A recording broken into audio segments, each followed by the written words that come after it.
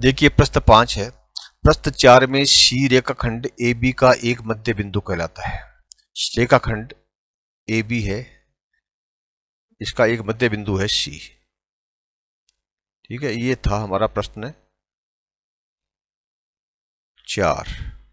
A B बिंदु का मध्य बिंदु था सी। सिद्ध कीजिए कि एक रेखाखंड का एक और केवल एक ही मध्य बिंदु होता है। देखिए, मान लीजिए हम इसको जो है एक और मध्य बिंदु बना देते हैं। ठीक है, डी बना देते हैं तो क्या होगा। देखिए, मध्य बिंदु यानी किसी भी रेखा का वो पॉइंट जहां पर उसके दो बराबर टुकड़े करने पे बीच का हिस्सा आता है, यानी ए और बी को अपॉन 2 अब करेंगे, यानी हाफ ऑफ ए बी जिस पॉइंट पे आएगा वो आएगा मध्य बिंदु। जैसे हमने सी किया था, तो सी इज हाफ ऑफ, मतलब ए सी जो है, A C is half of A B. तो अभी हमारे पास में अगर मान लीजिए दूसरा मध्य बिंदु बनाते हैं, मान लीजिए वो डी बी बनाते हैं, तो डी बी बनाते हैं तो वो भी क्या होगा, मध्य बिंदु हाफ ही होगा किसका, ए बी का। और इसका मतलब क्या हुआ, ए सी जो है वो होगा बराबर बी डी के, यानी एक रेखाखंड के अंदर मध्य बिंदु जो है अगर कोई एक से ज्यादा होंगे तो वो निश्चित रूप से एक ही जगह के ऊपर होंगे, यानी एस के ऊपर कोइंसाइड करेंगे दोनों को। ठीक है, उसी जगह पे आएंगे। इसीलिए हम कह सकते हैं कि एक रेखाखंड का एक और केवल एक ही मध्य बिंदु होता है, दो नहीं होता है। दो होंगे, नाम भले आप दो दे दीजिए, लेकिन वो बिंदु तो एक ही होगा।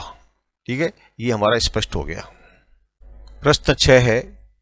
आकृति 5.10 में यदि ए सी बराबर बी डी है तो सिद्ध कीजिए कि ए बी बराबर सी डी है। In figure 5.10 if A C equal to B D then prove that A B equal to C D.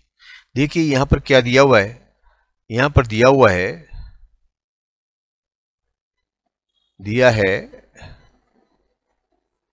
कि ए सी बराबर बी डी, और हमें क्या सिद्ध करना है, ए बी बराबर सी डी। अभी हमको पता है कि ए सी बराबर बी डी है। ठीक है, ए सी बराबर बी डी है। अब हम दोनों तरफ से बी सी को घटा देते हैं। ये जो बी सी है, ये जो एरिया है, ठीक है, ये दोनों में शामिल है। ये ए सी में भी है और बी डी में भी है। देखिए ये जो ए सी है इसमें भी ये एरिया शामिल है, और ये जो बी डी है इसमें भी ये एरिया शामिल है। हम क्या करेंगे, दोनों तरफ से ये जो बी सी को घटा देंगे, यानी कि ए सी माइनस बी सी, ए सी में से माइनस बी सी घटा दिया, और इधर जो है हम B D minus B C घटा देंगे। तो हमारे पास क्या बचेगा, ए बी बराबर सी डी। ठीक है, ये बचेगा। ये पोर्शन दोनों से घटा दिया, ये पोर्शन दोनों में से घटा दिया, तो हमारे पास में एक बच गया ये ए बी, और इधर बच गया सी डी। तो ये दोनों बराबर हो गए हैं, ये इससे सिद्ध हो गया। प्रश्न 7 है। यूक्लिड की अभिग्रहिताओं की सूची में दिया हुआ अभिग्रहिती 5 एक सर्वव्यापी सत्य क्यों माना जाता है। अर्थात ध्यान दीजिए कि यह प्रश्न 5वीं अभिधारणा से संबंधित नहीं है। देखिए पहले तो ये समझिए कि y is axiom 5 in the list of Euclid's axioms considered a universal truth. Note that the question is not about the 5th postulate. ठीक है, अब देखिए ये 5वीं अभिधारणा, पोस्टुलेट अलग होता है और एक्सियोम्स अलग होता है। यहां एक्सियोम्स की बात की जा रही है। ठीक है, तो ये 5 क्या है, 5वां क्या है, देखिए हमारे पास में ये लिस्ट है, ये क्या है, एक्सियोम्स है। ठीक है, इन 5वीं एक्सियोम्स क्या है, the whole is greater than the